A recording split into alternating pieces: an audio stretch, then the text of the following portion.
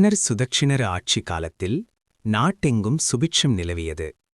பசுமை வயல்கள், நிறைந்த களஞ்சியங்கள், மக்கள் மனநிறைவுடன் வாழ்ந்தார்கள். ஆனால் அரண்மனையின் அகத்துள் மட்டும் ஒரு கவலை நிழல், வாரிசு இல்லாதது அந்த மகத்தான மன்னரின் இதயத்தில் தீராத சுமையாக இருந்தது. ஒரு நாள் மன்னர் தனது முதன் மந்திரி கங்காதரரை அரண்மனை மண்டபத்துக்கு அழைத்தார். மந்திரியாரே, இந்த ராஜ்யத்தை நான் ஒழுங்காக ஆட்சி செய்து வருகிறேன்.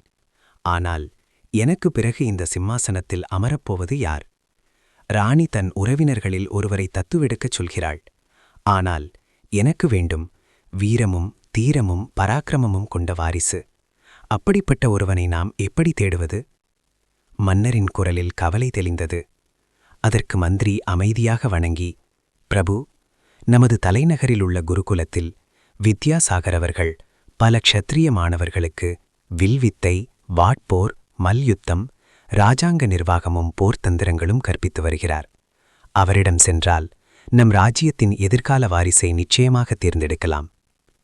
அந்த வார்த்தைகள் மன்னரின் மனதில் ஒரு புதிய நம்பிக்கையை விதைத்தது.